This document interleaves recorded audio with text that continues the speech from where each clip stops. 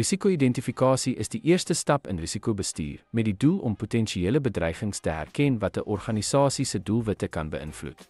Dit help om 'n fondament te lê vir verdere analise en mitigasiebeplanning.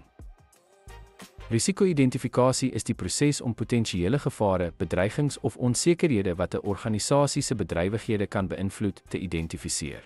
Hierdie stap verseker dat alle tipes risiko's deur die belanghebbendes herken, gedokumenteer en verstaan word. Dit behels sistematiese ondersoek van beide interne en eksterne faktore wat risiko's kan inhou.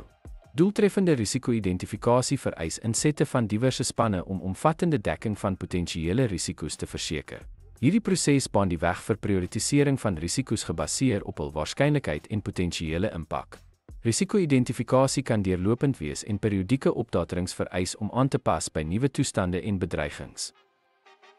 Risiko-identifikasie is noodsaaklik vir die bou van 'n proaktiewe risikobestuursbenadering en die voorbereiding van organisasies om onsekerhede aan te spreek.